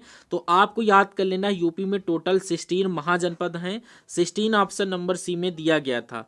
महाजनपद प्राचीन भारत के राजनीतिक और प्रशासनिक राज्य थे। महाजनपदों की कुल संख्या कितनी थी? 16 थी। इनमें प्रमुख थे मगध, काशी, कौशल, मल्ल, वज्र और अवंती। ये आपके ज्यादा ही फेमस थे, इसलिए इनको यहाँ पर मैंने मेंशन कर दिया है। क्लास की क्वालिटी कंटेंट आपको बताना है, ये क्लास आपको कैसी लग रही है, और फीडबैक के तौर पर बता देना। जो भी स्टूडेंट हमसे न्यू कनेक्ट हो रहे हैं, अगर अभी तक इस प्लेटफॉर्म को आपने सब्सक्राइब नहीं किया है तो अपनी तैयारी को और भी ज़्यादा स्ट्रांग बनाने के लिए इस प्लेटफॉर्म को सब्सक्राइब करके रख लीजिएगा। यहाँ पर डेली बेस पर आपको इंपॉर्टेंट प्रैक्टिस सेट करवाए जाते हैं। इनमें पूछा जरा मगध महाजनपद की राजधानी कौन सी थी? नाम बताइए। तो मगध जो है, जिसको बोलते हैं महाजनपद की राजधानी, याद कर लेना, ये राजगृह थी। Rajgriha option number C correct answer हो जाता है। डिटेल में आप समझ सकते हैं कि मगध महाजनपद की राजधानी प्रारंभ में राजगृह यानी कि राजगीर थी। ये बिहार में स्थित था और मगध साम्राज्य का राजनीतिक और सांस्कृतिक केंद्र था। बाद में राजधानी पाटलिपुत्र यानी पटना बनाई गई। तो यहाँ पर आपको राजगृह याद कर लेना, यानी मगध महाजनपद की राजधानी कौन सी थी? तो Rajgriha option number C correct answer हो जाता है। नेक्स्ट क्वेश्चन कह रहा है जैन धर्म के संस्थापक कौन थे? नाम बताइए। तो जैन धर्म के संस्थापक यहाँ पर बताना है आपको कौन थे? ऋषभदेव। ऑप्शन नंबर बी बिल्कुल सही आंसर हो जाता है। संस्थापक की बात की जा रही है तो ऋषभदेव जैन धर्म के क्या प्रथम तीर्थकर हैं और उन्हें जैन धर्म का संस्थापक माना जाता है। महावीर स्वामी 24वें तीर्थकर हैं, जिन्हें जैन धर्म का सुधारक और अंतिम तीर्थकर माना जाता है। उनके 24 तीर्थकरों में ऋषभदेव ने धर्म की स्थापना की थी, इसलिए ऑप्शन नंबर बी ऋषभदेव आपकी क्वेश्चन का करेक्ट आंसर हो जाता है। जैन धर्म के संस्थापक ऋषभदेव माने जाते हैं। 3 नंबर क्वेश्चन में आप सभी से पूछा जा रहा है जैन धर्म के 24वें तीर्थकर कौन थे? तो 24वें तीर्थकर की बात चल रही है, तो ये आप लोग करेक्ट आंसर हमें कमेंट बॉक्स में बताइएगा। ये क्वेश्चन आपके लिए होमवर्क के लिए दूंगा। नेक्स्ट क्वेश्चन, बौद्ध धर्म के संस्थापक कौन है? बौद्ध धर्म के संस्थापक की बात की जाए तो आपको गौतम बुद्ध को लॉक कर देना है। ऑप्शन नंबर सी बिल्कुल सही हो जाता है। डिटेल में यहाँ पर समझ सकते हैं कि गौतम बुद्ध बौद्ध धर्म के क्या है? संस्थापक थे और आर्य सत्य और अष्टांगिक मार्ग का उपदेश दिया है, इसलिए option number C Gautam Buddha आपकी क्वेश्चन का सही आंसर बन जाता है। क्वेश्चन में पूछा जा रहा है कि बुद्ध को ज्ञान की प्राप्ति कहाँ हुई थी? वो आपको स्थान बताना है। वो स्थान आप लोग बताइए, क्या कुशीनगर, सारनाथ, बोधगया या लुम्बिनी? तो ज्ञान की प्राप्ति यहाँ पर आपको बताना है। ये भी क्वेश्चन होमवर्क के लिए दूंगा, ये क्योंकि कई बार क्वेश्चन रिपीट हुए हैं और मैंने आपको करवाए हैं, इसलिए ये क्वेश्चन छोड़ रहा हूं। देखते हैं आप लोग इस क्वेश्चन का राइट आंसर देंगे या नहीं। अगला उसी से रिलेटेड क्वेश्चन पूछा जा रहा, बुद्ध का प्रथम उपदेश कहाँ दिया गया था, यानी उन्होंने अपना पहला उपदेश कहाँ दिया था, ये भी आपको बताना है कि कहाँ दिया था। राइट आंसर कमेंट बॉक्स में। नेक्स्ट क्वेश्चन कह रहा बौद्ध धर्म का पवित्र ग्रंथ कौन सा है? नाम बताइए। तो बौद्ध धर्म का पवित्र ग्रंथ की जब भी बात की जाए तो आपको याद कर लेना है त्रिपिटक जो है ये बौद्ध धर्म का एक पवित्र ग्रंथ है। यहाँ पर डिटेल में समझ सकते हैं, त्रिपिटक बौद्ध धर्म का पवित्र ग्रंथ है। इसके 3 भाग हैं। विनय पटक ये संघ के नियम है, सुत्त पटक यानी बुद्ध के उपदेश, अम पटक दार्शनिक विवेचन है, इसलिए ऑप्शन नंबर बी त्रिपिटक आपको याद कर लेना है, करेक्ट आंसर हो जाएगा। और नेक्स्ट क्वेश्चन में पूछा जरा मौर्य वंश का संस्थापक कौन था? नाम बताइए। तो मौर्य वंश के संस्थापक सभी स्टूडेंट को पता होगा, यहाँ पर Chandragupta Maurya option number B बिल्कुल सही आंसर हो जाता है। अगर मैं आपको डिटेल से बताऊं तो option number B Chandragupta Maurya आपने लॉक किया होगा क्वेश्चन का राइट आंसर। चंद्रगुप्त मौर्य ने मौर्य वंश की स्थापना की थी। उन्होंने चाणक्य यानी कौटिल्य की सहायता से नंद वंश का अंत किया और मौर्य साम्राज्य की राजधानी पाटलिपुत्र थी, ये भी आपको याद कर लेना। पाटलिपुत्र बहुत ही इंपॉर्टेंट है। और हम लोग स्विच करते हैं नेक्स्ट क्वेश्चन को। में पूछा जा रहा भारत में मध्यकाल की शुरुआत किस वर्ष से मानी जाती है? नाम बताइए। तो ये भारत जो है इसमें ये जो भारत अपना है इसमें मध्यकालीन की शुरुआत किस वर्ष से किस वर्ष तक मानी जाती है? प्लीज आप लोग इसका भी राइट आंसर हमें कमेंट बॉक्स में दीजिए। अगर नहीं दे पाएंगे तो आप कमेंट बॉक्स में ही हमसे पूछिएगा, वहीं पर आपको रिप्लाई देंगे, लेकिन एटलीस्ट आपको ट्राई तो करना है कि हाँ हमको आता है या नहीं। जब आपको होमवर्क के लिए क्वेश्चन मिलता है उसमें आप अपना माइंड और अपना IQ लगाते हैं तो उसकी अलग बात रहती है। तो नेक्स्ट क्वेश्चन, भारत में दिल्ली सल्तनत की स्थापना किसने की थी, नाम बताइए। तो भारत में दिल्ली सल्तनत की स्थापना कुतुबुद्दीन ऐबक के द्वारा की गई थी। ऑप्शन नंबर बी को सही करिएगा। मैं आपको बता दूं तो दिल्ली सल्तनत की स्थापना 1206 ईस्वी में कुतुबुद्दीन ऐबक ने की थी। वह गुलाम वंश के मामुलक वंश का संस्थापक और दिल्ली का पहला सुल्तान भी था, इसलिए option number B Qutbuddin Aibak आपके क्वेश्चन का सही आंसर बन जाता है। दिल्ली सल्तनत का पहला वंश कौन सा था, नाम बताइए। तो दिल्ली सल्तनत के पहले वंश की बात करें तो यहाँ पर गुलाम वंश को याद कर लेना है। Option number C correct answer हो जाता है। दिल्ली सल्तनत का पहला वंश गुलाम वंश था, तुगलक वंश भी कहा जाता था। इसकी स्थापना कुतुबुद्दीन ऐबक ने 1206 ईस्वी में की थी। ऑप्शन नंबर सी गुलाम वंश आपके क्वेश्चन का सही आंसर बन जाता है। कुतुब मीनार का निर्माण किसने शुरू कराया था, नाम बताइए। तो कुतुब मीनार का निर्माण कुतुबुद्दीन ऐबक के द्वारा स्टार्ट किया गया था। तो option number C correct answer कर लेना। यहाँ पर समझ सकते हैं कुतुब मीनार का निर्माण कुतुबुद्दीन ऐबक ने शुरू करवाया था। इसे इल्तुतमिश और फिर फिरोज शाह तुगलक ने पूर्ण कराया। Option number C Qutubuddin Aibak correct answer हो जाएगा। कुतुब मीनार का निर्माण कुतुबुद्दीन ऐबक ने करवाया। दिल्ली सल्तनत की पहली महिला शासक कौन थी, नाम बताइए। तो दिल्ली सल्तनत की पहली महिला शासक राजिया सुल्तान थी। ऑप्शन नंबर बी आपको याद कर लेना है। रजिया सुल्तान दिल्ली सल्तनत की पहली महिला और एकमात्र महिला शासक थी। उन्होंने 1236 से 1240 ईस्वी तक शासन किया। वे इल्तुतमिश की पुत्री थी, इसलिए option number B Razia Sultan आपको याद कर लेना। दिल्ली सल्तनत की पहली महिला शासक रजिया सुल्तान। नेक्स्ट, लोधी वंश का संस्थापक कौन माना जाता है, नाम बताइए। तो लोधी वंश का संस्थापक आप सभी को पता है, बहलोल लोधी क्या मानते हैं, लोधी वंश के संस्थापक। यहाँ पर डिटेल में जानकारी ले लो कि लोधी वंश का संस्थापक बहलोल लोधी को कहा जाता है। उन्होंने 1451 ईस्वी में लोधी वंश की स्थापना की। लोधी वंश दिल्ली सल्तनत का अंतिम वंश था, इसलिए option number C Bahlol Lodi आपको याद कर लेना है। नेक्स्ट, आगरा नगर की स्थापना किसने की थी, नाम बताइए। तो आगरा नगर की स्थापना सिकंदर लोधी के द्वारा की गई थी। Sikandar Lodi option number B बिल्कुल सही आंसर हो जाता है।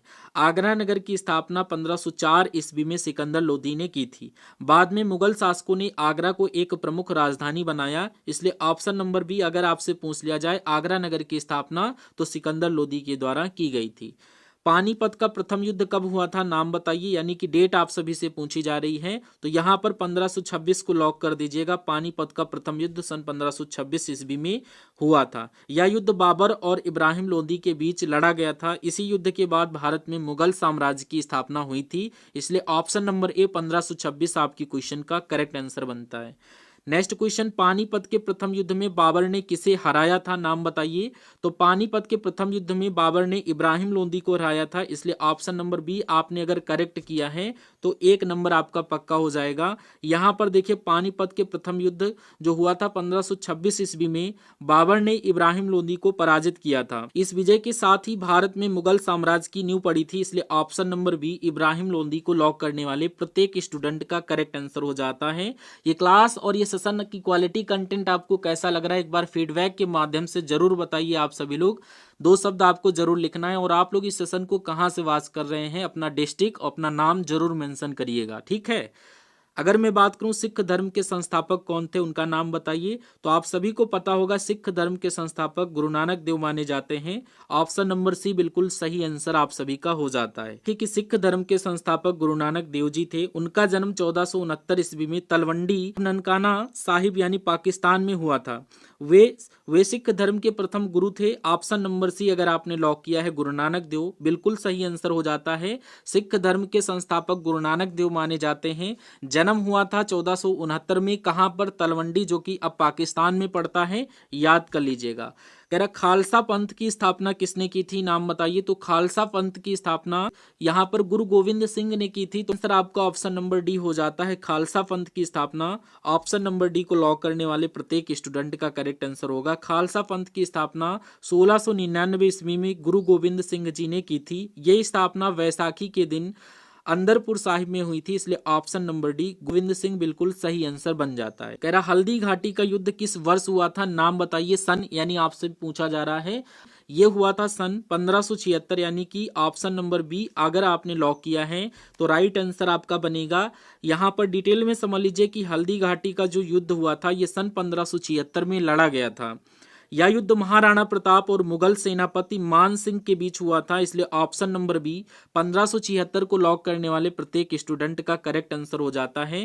कह रहा हल्दी घाटी का युद्ध किनके बीच हुआ था, उनका नाम बताइए, यानी दो लोगों के बीच में लड़ा गया था, तो दोनों लोगों का नाम पूछा जा रहा। तो याद कर लीजिएगा, ये जो युद्ध था ये अकबर और महाराणा प्रताप के बीच में लड़ा गया था, इसलिए option number B correct answer हो जाएगा।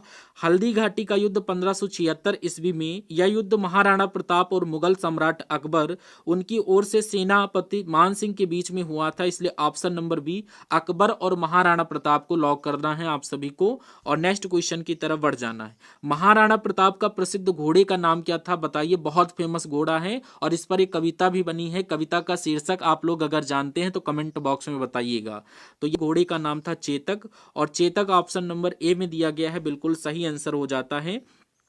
जानकारी के लिए आप लोग याद कर सकते हैं, महाराणा प्रताप का प्रसिद्ध और वीर घोड़ा चेतक था। घाटी के युद्ध 1576 ईस्वी में चेतक ने अद्भुत साहस दिखाया, इसलिए ऑप्शन नंबर ए आपकी क्वेश्चन का सही आंसर बन जाता है। नेक्स्ट कह रहा अकबर का मकबरा कहाँ पर स्थित है, बताइए। तो अकबर का मकबरा ये कहाँ पर स्थित है, अगर आप लोग जानते हैं तो बताइए। ऑप्शन नंबर सी को जो भी स्टूडेंट कर रहे हैं बिल्कुल सही हो जाता है। अकबर का मकबरा सिकंदरा में स्थित है, सिकंदरा ऑप्शन नंबर सी में दिया गया था। यहाँ पर देख सकते हैं इसका निर्माण जहांगीर ने पूरा करवाया था, इसलिए ऑप्शन नंबर सी बिल्कुल करेक्ट आंसर हो जाता है।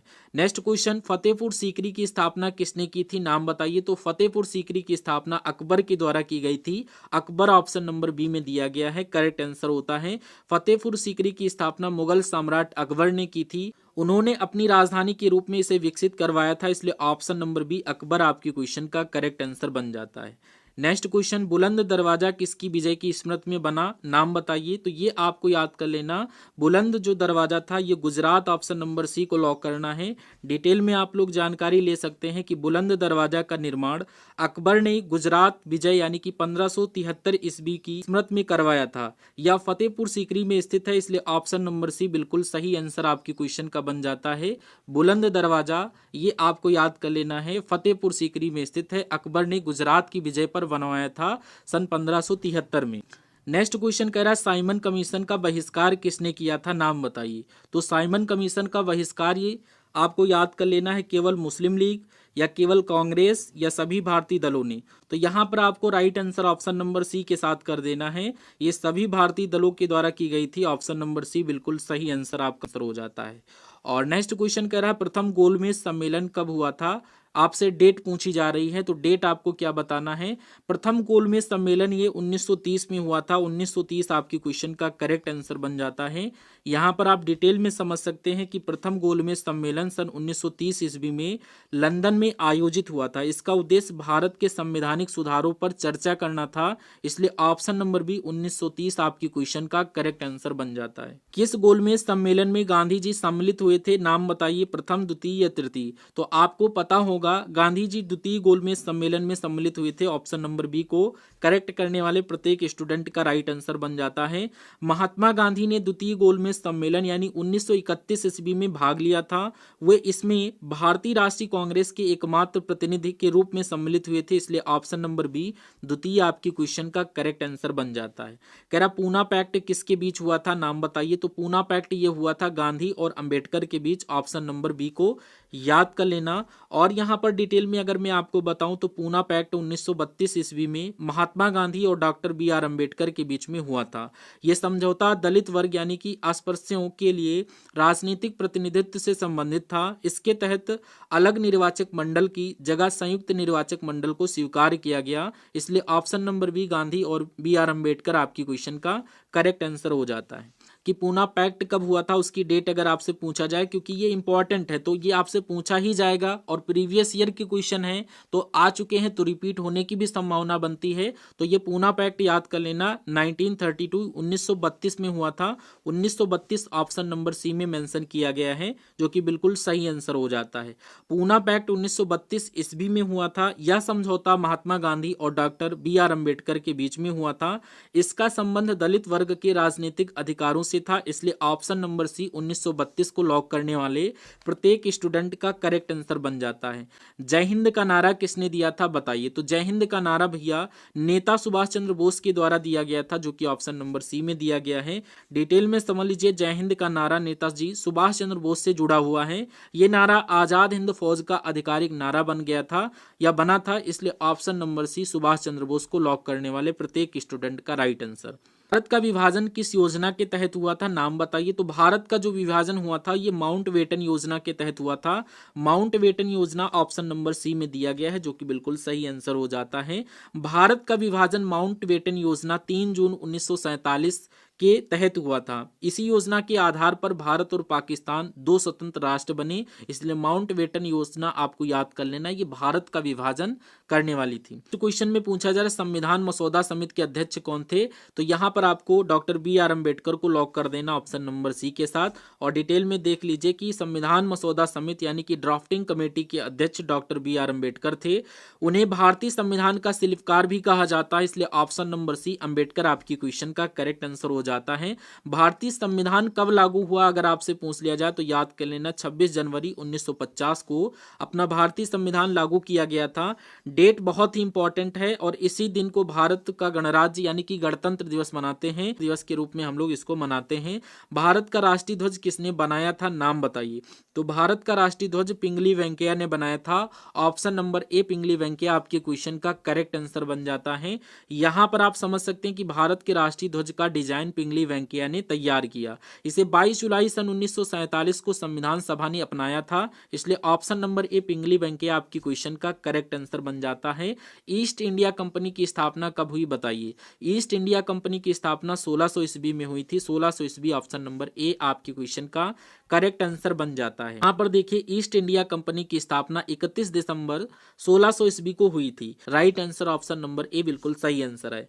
नेक्स्ट क्वेश्चन कह रहा है रैयत बाड़ी व्यवस्था किसने लागू की थी बताइए। तो रैयत बाड़ी व्यवस्था ये थॉमस मुनरो के द्वारा लागू की गई थी। Option number B correct answer हो जाता है। ये रैयत बाड़ी होता क्या है देखिए, रैयत बाड़ी व्यवस्था सर थॉमस मुनरो ने लागू की थी। यह व्यवस्था मुख्यतः मद्रास और बॉम्बे प्रेसिडेंट्स में लागू की गई थी। इनमें किसान रैयत को सीधे सरकार से लगान देना होता था, इसलिए थॉमस मुनरो आपको याद कर लेना है, रैयत बाड़ी व्यवस्था इन्होंने लगाई थी। बंगाल विभाजन कब हुआ था, डेट पूछी जा रही है तो बताइए। बंगाल विभाजन सन 1905 में हुआ था। 1905 आपके क्वेश्चन का करेक्ट आंसर हो जाता है। अगर मैं बात करूं डिटेल से तो आप समझ सकते हैं बंगाल का विभाजन 1905 ईस्वी में लॉर्ड कर्जन के समय हुआ था। इसका उद्देश्य प्रशासनिक बताया गया लेकिन वास्तविक कारण राजनीतिक ही था, इसलिए ऑप्शन नंबर ए 1905 आपके क्वेश्चन का करेक्ट आंसर हो जाता है। नेक्स्ट क्वेश्चन कह रहा बंगाल विभाजन किस वायसराय ने किया था। तो वायसराय का आपको नाम याद कर लेना, लॉर्ड कर्जन के द्वारा बंगाल का विभाजन हुआ था। ऑप्शन नंबर सी करेक्ट हो जाता है। बंगाल विभाजन 1905 में लॉर्ड कर्जन के कार्यकाल में किया गया था। इस निर्णय के विरोध में स्वदेशी आंदोलन भी शुरू हुआ था, इसलिए option number C Lord Curzon हो जाता है सही। भारत का सबसे उत्तरी बिंदु कौन सा है, नाम बताइए। तो सबसे उत्तरी बिंदु आपका इंदिरा कॉल है। Indira col option number C correct answer हो जाता है। इंदिरा कॉल भारत का सबसे उत्तरी बिंदु है। यह सियाचिन ग्लेशियर लद्दाख क्षेत्र में स्थित है, इसलिए option number C Indira col आपके क्वेश्चन का करेक्ट हो जाता है। नेक्स्ट कह रहा भारत का सबसे पूर्वी राज्य कौन सा है बताइए। तो भारत का सबसे पूर्वी राज्य अगर आपसे पूछा जाए तो ये अरुणाचल प्रदेश याद कर लेना। ऑप्शन नंबर सी अरुणाचल प्रदेश आपने लॉक किया है। अरुणाचल प्रदेश भारत का सबसे पूर्वी राज्य है। भारत में सबसे पहले सूर्योदय यहीं देखा जाता है, इसलिए option number C correct answer बन जाता है। अरावली पर्वत श्रृंखला की सबसे ऊंची चोटी कौन सी है, नाम बताइए। तो अरावली पर्वत श्रृंखला की सबसे ऊंची चोटी गुरु शिखर है। Guru Shikhar option number A में दिया गया है, राइट आंसर बन जाता है। यहाँ पर देखिए गुरु शिखर अरावली पर्वत श्रृंखला की सबसे ऊंची चोटी है। यह राजस्थान के माउंट आबू में स्थित है, इसलिए option number A Guru Shikhar याद कर लेना, राइट आंसर बनता है। ब्रह्मपुत्र नदी भारत में किस नाम से जानी जाती है, आप लोग बताइए। तो ये दिहांग नदी के नाम से जानी जाती है। दिहांग ऑप्शन नंबर सी हो जाता है सही आंसर। ब्रह्मपुत्र नदी भारत में प्रवेश करने पर दिहांग या सियांग कहलाती है। आगे असम में यह ब्रह्मपुत्र नाम से जानी जाती है, इसलिए ऑप्शन नंबर सी दिहांग याद कर लेना। ब्रह्मपुत्र नदी भारत में किस नाम से जानी जाती है, तो दिहांग, और असम में यह ब्रह्मपुत्र नाम से जानी जाती है। भारत का सबसे बड़ा बंदरगाह कौन सा है, नाम बताइए। तो ये है मुंबई बंदरगाह, ऑप्शन नंबर बी हो जाता है सही। डिटेल में समझ सकते हैं मुंबई बंदरगाह भारत का सबसे बड़ा प्राकृतिक बंदरगाह माना जाता है। यह लंबे समय समय से व्यापार और समुद्री परिवहन का प्रमुख केंद्र रहा है, इसलिए ऑप्शन नंबर बी आपके क्वेश्चन का सही आंसर बन जाता है। कह रहा गन्ने की खेती के लिए प्रसिद्ध राज्य कौन सा है, नाम बताइए। तो गन्ने की खेती के लिए प्रसिद्ध है आपका उत्तर प्रदेश यानी अपना यूपी, जहां से हम सभी लोग बिलोंग करते हैं। Option number C correct answer है। डिटेल में देख लीजिए कि उत्तर प्रदेश भारत में गन्ने की खेती और उत्पादन के लिए सबसे अधिक प्रसिद्ध है। यहाँ की जलवायु और मिट्टी गन्ने के लिए बहुत उपयुक्त है, इसलिए ऑप्शन नंबर सी उत्तर प्रदेश करेक्ट आंसर कौन सी है। तो साथियों इसका सही उत्तर होगा ऑप्शन बी शारदा नहर, उत्तर प्रदेश की सबसे बड़ी नहर है। नेक्स्ट क्वेश्चन देखेंगे, उत्तर प्रदेश की सबसे पुरानी नहर कौन सी है। उत्तर प्रदेश की सबसे पुरानी नहर कौन सी है। तो साथियों इसका सही उत्तर होगा ऑप्शन सी पूर्वी यमुना नहर, उत्तर प्रदेश की सबसे पुरानी नहर है। वेरी वेरी इंपॉर्टेंट क्वेश्चन है, यूपी पुलिस के एग्जाम में पूछा गया है, तो आप लोग इसको याद कर लेंगे। नेक्स्ट क्वेश्चन देखेंगे, उत्तर प्रदेश होमगार्ड के वर्तमान महानिदेशक कौन है। उत्तर प्रदेश होमगार्ड के वर्तमान महानिदेशक कौन है। तो साथियों इसका सही उत्तर होगा option B MK vassal, Uttar Pradesh home guard के वर्तमान महानिदेशक हैं। वेरी वेरी इंपॉर्टेंट क्वेश्चन है, आप लोग इसको याद कर लेंगे। नेक्स्ट क्वेश्चन देखेंगे, उत्तर प्रदेश पुलिस की PSC में कितनी बटालियन है। उत्तर प्रदेश पुलिस की PSC में कितनी बटालियन है। तो साथियों इसका सही उत्तर होगा ऑप्शन ए 33 बटालियन है उत्तर प्रदेश पुलिस की PSC में। नेक्स्ट क्वेश्चन देखेंगे, यूपी होमगार्ड प्लाटून में कितने जवान होते हैं। तो साथियों इसका सही उत्तर होगा ऑप्शन बी 30 जवान होते हैं यूपी होमगार्ड प्लाटून में। नेक्स्ट क्वेश्चन देखेंगे, उत्तर प्रदेश का सर्वाधिक जनसंख्या वाला नगर कौन सा है। उत्तर प्रदेश का सर्वाधिक जनसंख्या वाला नगर कौन सा है। तो साथियों इसका सही उत्तर होगा ऑप्शन बी कानपुर नगर, उत्तर प्रदेश का सर्वाधिक जनसंख्या वाला नगर है। वेरी वेरी इंपॉर्टेंट क्वेश्चन है, तो आप लोग इसको याद कर लेंगे। नेक्स्ट क्वेश्चन देखेंगे, उत्तर प्रदेश का कुल क्षेत्रफल लगभग कितना है। उत्तर प्रदेश का कुल क्षेत्रफल लगभग कितना है। तो साथियों इसका सही उत्तर होगा ऑप्शन ए 2,40,000 वर्ग किलोमीटर है उत्तर प्रदेश का कुल क्षेत्रफल। नेक्स्ट क्वेश्चन देखेंगे, अवध क्षेत्र उत्तर प्रदेश के किस भाग में स्थित है। अवध क्षेत्र उत्तर प्रदेश के किस भाग में स्थित है। तो साथियों इसका सही उत्तर होगा ऑप्शन बी पूर्वी यूपी में है अवध क्षेत्र। नेक्स्ट क्वेश्चन देखेंगे, उत्तर प्रदेश में पहली महिला मुख्यमंत्री कौन थी। तो साथियों इसका सही उत्तर होगा ऑप्शन बी सुचिता कृपलानी, उत्तर प्रदेश में पहली महिला मुख्यमंत्री थी। वेरी वेरी इंपॉर्टेंट क्वेश्चन है, आप लोग इसको याद कर लेंगे। नेक्स्ट क्वेश्चन देखेंगे, उत्तर प्रदेश में कृषि सिंचाई का मुख्य आधार क्या है। तो साथियों इसका सही उत्तर होगा ऑप्शन सी नलकूप, उत्तर प्रदेश में कृषि सिंचाई का मुख्य आधार है। नेक्स्ट क्वेश्चन देखेंगे, उत्तर प्रदेश पुलिस के वर्तमान पुलिस महानिदेशक कौन है। उत्तर प्रदेश पुलिस के वर्तमान पुलिस महानिदेशक कौन है। तो साथियों इसका सही उत्तर होगा option A Rajeev Krishna, Uttar Pradesh police के वर्तमान पुलिस महानिदेशक हैं। वेरी वेरी इंपॉर्टेंट क्वेश्चन है, आप लोग इसको याद कर लेंगे। नेक्स्ट क्वेश्चन है, उत्तर प्रदेश का कौन सा जिला कपड़ा उद्योग के लिए प्रसिद्ध है। तो साथियों इसका सही उत्तर होगा ऑप्शन बी कानपुर जिला कपड़ा उद्योग के लिए प्रसिद्ध है। नेक्स्ट क्वेश्चन देखेंगे, उत्तर प्रदेश का सबसे बड़ा पक्षी विहार किस जिले में है। वेरी वेरी इंपॉर्टेंट क्वेश्चन है, उत्तर प्रदेश का सबसे बड़ा पक्षी विहार किस जिले में है। तो साथियों इसका सही उत्तर होगा ऑप्शन ए कन्नौज जिले में है उत्तर प्रदेश का सबसे बड़ा पक्षी विहार। नेक्स्ट क्वेश्चन देखेंगे, उत्तर प्रदेश में कुल कितने गांव हैं। वेरी वेरी इंपॉर्टेंट क्वेश्चन है, उत्तर प्रदेश में कुल कितने गांव हैं। तो साथियों इसका सही उत्तर होगा ऑप्शन सी 97,941 गांव हैं कुल उत्तर प्रदेश में। वेरी वेरी इंपॉर्टेंट क्वेश्चन है, उत्तर प्रदेश पुलिस के एग्जाम में पूछा गया है, तो आप लोग इसको याद कर लेंगे। नेक्स्ट क्वेश्चन देखेंगे, उत्तर प्रदेश में कितने संभाग हैं। उत्तर प्रदेश में कितने संभाग हैं। तो साथियों इसका सही उत्तर होगा ऑप्शन बी 18 संभाग हैं उत्तर प्रदेश में। नेक्स्ट क्वेश्चन देखेंगे, उत्तर प्रदेश में रामनगर किला कहाँ स्थित है। तो साथियों इसका सही उत्तर होगा ऑप्शन ए वाराणसी में है और रामनगर किला। वेरी वेरी इंपॉर्टेंट क्वेश्चन है, आप लोग इसको याद कर लेंगे। नेक्स्ट क्वेश्चन देखेंगे, उत्तर प्रदेश अग्निशमन सेवा मुख्यालय कहाँ है। उत्तर प्रदेश अग्निशमन सेवा मुख्यालय कहाँ है। तो साथियों इसका सही उत्तर होगा ऑप्शन बी लखनऊ में है उत्तर प्रदेश अग्निशमन सेवा मुख्यालय। वेरी वेरी इंपॉर्टेंट क्वेश्चन है, आप लोग इसको याद कर लेंगे।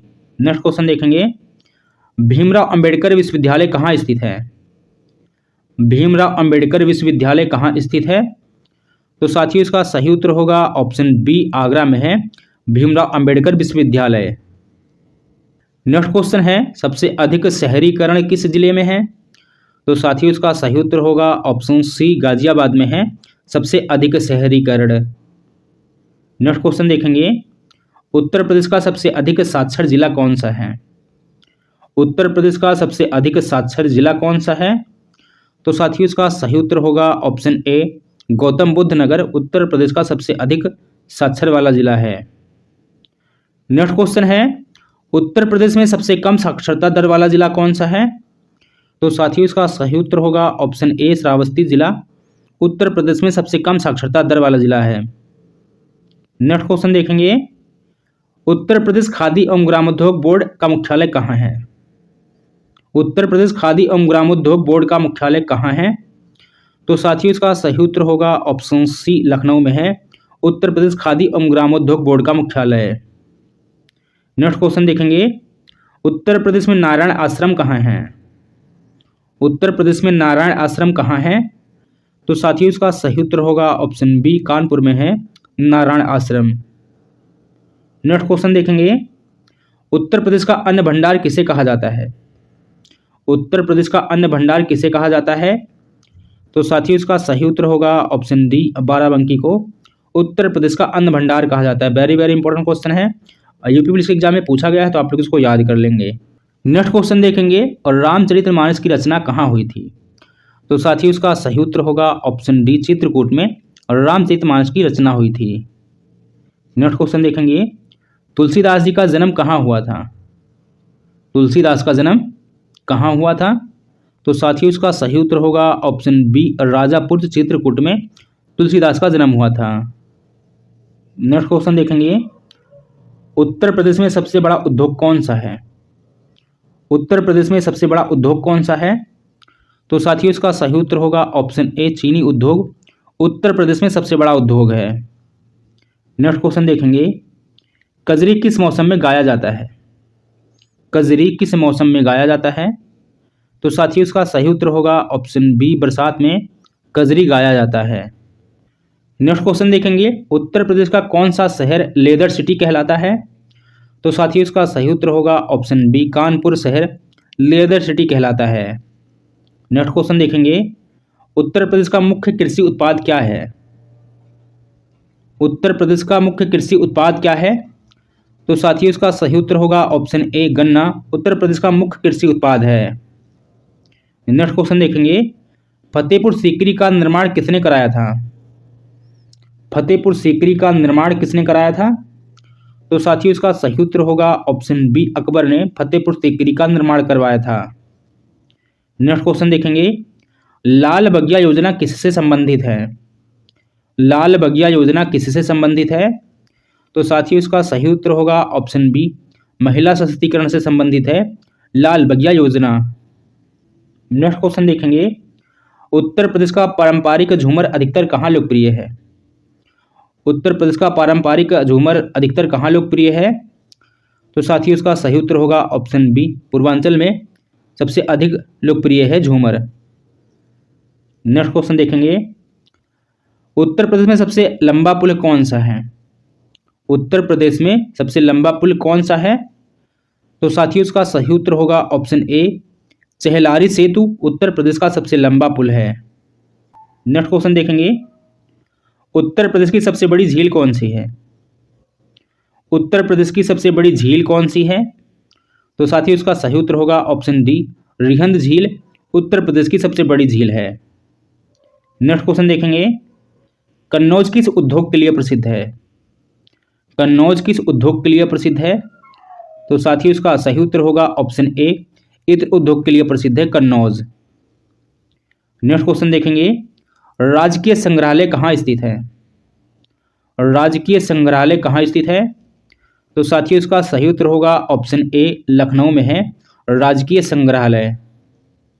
नेक्स्ट क्वेश्चन देखेंगे, उत्तर प्रदेश में सबसे अधिक वर्षा कहाँ होती है? उत्तर प्रदेश में सबसे अधिक वर्षा कहाँ होती है? तो साथियों इसका सही उत्तर होगा ऑप्शन सी, गोरखपुर में होती है सबसे अधिक वर्षा। वेरी वेरी इंपॉर्टेंट क्वेश्चन है, उत्तर प्रदेश पुलिस के एग्जाम में पूछा गया है तो आप लोग इसको याद कर लेंगे। नेक्स्ट क्वेश्चन देखेंगे, उत्तर प्रदेश की सबसे ऊंची चोटी कौन सी है? उत्तर प्रदेश की सबसे ऊंची चोटी कौन सी है? तो साथियों इसका सही उत्तर होगा ऑप्शन बी, अमसोद चोटी उत्तर प्रदेश की सबसे ऊंची चोटी है। नेक्स्ट क्वेश्चन देखेंगे, अमरूद नगरी किसे कहा जाता है? अमरूद नगरी किसे कहा जाता है? तो साथियों इसका सही उत्तर होगा ऑप्शन बी, प्रयागराज को अमरूद नगरी कहा जाता है। नेक्स्ट क्वेश्चन देखेंगे, आल्हा उदल किस क्षेत्र से संबंधित थे? आल्हा उदल किस क्षेत्र से संबंधित थे? तो साथियों इसका सही उत्तर होगा ऑप्शन बी, बुंदेलखंड से संबंधित थे आल्हा उदल। नेक्स्ट क्वेश्चन देखेंगे, उत्तर प्रदेश का कौन सा जिला पीतल नगरी कहलाता है? उत्तर प्रदेश का कौन सा जिला पीतल नगरी कहलाता है? तो साथियों इसका सही उत्तर होगा ऑप्शन ए, मुरादाबाद पीतल नगरी कहलाता है। नेक्स्ट क्वेश्चन देखेंगे, राजकीय संग्रहालय में कौन सी धरोहर प्रसिद्ध है? राजकीय संग्रहालय में कौन सी धरोहर प्रसिद्ध है? तो साथियों इसका सही उत्तर होगा ऑप्शन ए, बुद्ध की प्रतिमा प्रसिद्ध है राजकीय संग्रहालय में। नेक्स्ट क्वेश्चन देखेंगे, उत्तर प्रदेश के किस जिले को धान का कटोरा कहा जाता है? उत्तर प्रदेश के किस जिले को धान का कटोरा कहा जाता है? तो साथियों इसका सही उत्तर होगा ऑप्शन सी, चंदौली जिले को धान का कटोरा कहा जाता है। नेक्स्ट क्वेश्चन देखेंगे, उत्तर प्रदेश का कौन सा शहर साहित्य की नगरी कहलाता है? उत्तर प्रदेश का कौन सा शहर साहित्य नगरी कहलाता है? तो साथियों इसका सही उत्तर होगा ऑप्शन बी, प्रयागराज साहित्य नगरी कहलाता है। वेरी वेरी इंपॉर्टेंट क्वेश्चन है, उत्तर प्रदेश पुलिस एग्जाम में पूछा गया है, तो आप लोग इसको याद कर लेंगे। नेक्स्ट क्वेश्चन देखेंगे, नवाबगंज पक्षी विहार अभ्यारण्य कहाँ है? नवाबगंज पक्षी विहार अभ्यारण्य कहाँ है? तो साथियों इसका सही उत्तर होगा ऑप्शन ए, उन्नाव में है नवाबगंज पक्षी विहार अभ्यारण्य। वेरी वेरी इंपॉर्टेंट क्वेश्चन है, आप लोग इसको याद कर लेंगे। नेक्स्ट क्वेश्चन देखेंगे, रामायण सर्किट योजना में उत्तर प्रदेश के कितने शहर शामिल हैं? रामायण सर्किट योजना में उत्तर प्रदेश के कितने शहर शामिल हैं? तो साथियों इसका सही उत्तर होगा ऑप्शन बी, 4 शहर शामिल हैं रामायण सर्किट योजना में। नेक्स्ट क्वेश्चन देखेंगे, भगत सिंह को फांसी कब दी गई? भगत सिंह को फांसी कब दी गई? तो साथियों इसका सही उत्तर होगा ऑप्शन सी, 1931 में भगत सिंह को फांसी दी गई थी। नेक्स्ट क्वेश्चन देखेंगे, भगत सिंह का जन्म वर्ष क्या था? भगत सिंह का जन्म वर्ष क्या था? तो साथियों इसका सही उत्तर होगा ऑप्शन सी, 1907 में भगत सिंह का जन्म हुआ था। नेक्स्ट क्वेश्चन देखेंगे, सुभाष चंद्र बोस का जन्म कहाँ हुआ? सुभाष चंद्र बोस का जन्म कहाँ हुआ था? तो साथियों इसका सही उत्तर होगा ऑप्शन बी, कटक में सुभाष चंद्र बोस का जन्म हुआ था। वेरी वेरी इंपॉर्टेंट क्वेश्चन है, उत्तर प्रदेश पुलिस के एग्जाम में पूछा गया है, तो आप लोग इसको याद कर लेंगे। नेक्स्ट क्वेश्चन देखेंगे, खुदीराम बोस को फांसी कब दी गई? खुदीराम बोस को कब फांसी दी गई? तो साथियों इसका सही उत्तर होगा ऑप्शन बी, 1908 में खुदीराम बोस को फांसी दी गई थी। नेक्स्ट क्वेश्चन देखेंगे, महात्मा गांधी का जन्म कब हुआ था? वेरी वेरी इंपॉर्टेंट क्वेश्चन है, महात्मा गांधी का जन्म कब हुआ था? तो साथियों इसका सही उत्तर होगा ऑप्शन सी, 1869 में महात्मा गांधी का जन्म हुआ था। नेक्स्ट क्वेश्चन देखेंगे, गांधी जी भारत कब लौटे? तो साथियों इसका सही उत्तर होगा ऑप्शन बी, 1915 में गांधी जी भारत लौटे थे। वेरी वेरी इंपॉर्टेंट क्वेश्चन है, आप लोग इसको याद कर लेंगे। नेक्स्ट क्वेश्चन देखेंगे, नमक सत्याग्रह यानी दांडी मार्च कब हुआ? तो साथियों इसका सही उत्तर होगा ऑप्शन सी, 1930 में नमक सत्याग्रह दांडी मार्च हुआ था। वेरी वेरी इंपॉर्टेंट क्वेश्चन है, उत्तर प्रदेश पुलिस एग्जाम में पूछा गया है, तो आप लोग इसको याद कर लेंगे। नेक्स्ट क्वेश्चन देखेंगे, भगत सिंह ने किस जेल में भूख हड़ताल की? भगत सिंह ने किस जेल में भूख हड़ताल की? तो साथियों इसका सही उत्तर होगा ऑप्शन बी, लाहौर जेल में भगत सिंह ने भूख हड़ताल की थी। नेक्स्ट क्वेश्चन देखेंगे, चौरी चौरा कांड कब हुआ? चौरी चौरा कांड कब हुआ? तो साथियों इसका सही उत्तर होगा ऑप्शन सी, 1922 में चौरी चौरा कांड हुआ था। नेक्स्ट क्वेश्चन देखेंगे, हिंद स्वराज पुस्तक किसने लिखी? हिंद स्वराज पुस्तक किसने लिखी? तो साथियों इसका सही उत्तर होगा ऑप्शन बी, गांधी जी ने हिंद स्वराज पुस्तक लिखी थी। नेक्स्ट क्वेश्चन देखेंगे, ब्रह्म समाज की स्थापना किसने की? ब्रह्म समाज की स्थापना किसने की? तो साथियों इसका सही उत्तर होगा ऑप्शन सी, राजा राममोहन राय ने ब्रह्म समाज की स्थापना की थी। नेक्स्ट क्वेश्चन देखेंगे, उत्तर प्रदेश का विधानमंडल कितने भागों में बटा है? तो साथियों इसका सही उत्तर होगा ऑप्शन बी, 2 भागों में बटा है उत्तर प्रदेश का विधानमंडल। नेक्स्ट क्वेश्चन देखेंगे, उत्तर प्रदेश राज्य परिवहन निगम का मुख्यालय कहाँ है? उत्तर प्रदेश राज्य परिवहन निगम का मुख्यालय कहाँ है? तो साथियों इसका सही उत्तर होगा ऑप्शन बी, लखनऊ में है उत्तर प्रदेश राज्य परिवहन निगम का मुख्यालय। वेरी वेरी इंपॉर्टेंट क्वेश्चन है, उत्तर प्रदेश पुलिस के एग्जाम में पूछा गया है, तो आप लोग इसको याद कर लेंगे। नेक्स्ट क्वेश्चन देखेंगे, उत्तर प्रदेश होमगार्ड का मुख्यालय कहाँ है? उत्तर प्रदेश होमगार्ड का मुख्यालय कहाँ है? तो साथियों इसका सही उत्तर होगा ऑप्शन सी, लखनऊ में है उत्तर प्रदेश होमगार्ड का मुख्यालय। नेक्स्ट क्वेश्चन देखेंगे, उत्तर प्रदेश होमगार्ड संगठन किसके अधीन कार्य करता है? उत्तर प्रदेश होमगार्ड संगठन किसके अधीन कार्य करता है? तो साथियों इसका सही उत्तर होगा ऑप्शन बी, गृह विभाग के अधीन काम करता है उत्तर प्रदेश होमगार्ड संगठन। नेक्स्ट क्वेश्चन देखेंगे, उत्तर प्रदेश की सीमा कितने देशों से लगती है? उत्तर प्रदेश की सीमा कितने देशों से लगती है? तो साथियों इसका सही उत्तर होगा ऑप्शन ए, एक देश से लगती है, नेपाल देश से उत्तर प्रदेश की सीमा। नेक्स्ट क्वेश्चन देखेंगे, उत्तर प्रदेश की सीमा सबसे अधिक किस राज्य से लगती है? उत्तर प्रदेश की सीमा सबसे अधिक किस राज्य से लगती है? तो साथियों इसका सही उत्तर होगा ऑप्शन बी, मध्य प्रदेश के साथ लगती है उत्तर प्रदेश की सबसे अधिक सीमा। नेक्स्ट क्वेश्चन देखेंगे, उत्तर प्रदेश की सीमा सबसे कम किस राज्य से लगती है? उत्तर प्रदेश की सीमा सबसे कम किस राज्य से लगती है?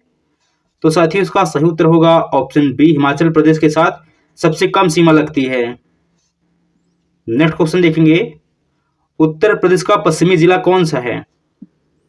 उत्तर प्रदेश का पश्चिमी जिला कौन सा है? तो साथियों इसका सही उत्तर होगा ऑप्शन सी, शामली जिला उत्तर प्रदेश का पश्चिमी जिला है। नेक्स्ट क्वेश्चन देखेंगे, उत्तर प्रदेश के उत्तर में कौन सा राज्य स्थित है? उत्तर प्रदेश के उत्तर में कौन सा राज्य स्थित है? तो साथियों इसका सही उत्तर होगा ऑप्शन सी, उत्तराखंड उत्तर प्रदेश के उत्तर में स्थित है। नेक्स्ट क्वेश्चन है क्वेश्चन नंबर 68, उत्तर प्रदेश की सीमा से नेपाल से लगने वाला सबसे बड़ा जिला कौन सा है? तो साथियों इसका सही उत्तर होगा ऑप्शन बी, लखीमपुर खीरी उत्तर प्रदेश की सीमा नेपाल से लगने वाला सबसे बड़ा जिला है। वेरी वेरी इंपॉर्टेंट क्वेश्चन है, उत्तर प्रदेश पुलिस के एग्जाम में पूछा गया है, तो आप लोग इसको याद कर लेंगे। नेक्स्ट क्वेश्चन है, दुधवा राष्ट्रीय उद्यान किस जिले में स्थित है? दुधवा राष्ट्रीय उद्यान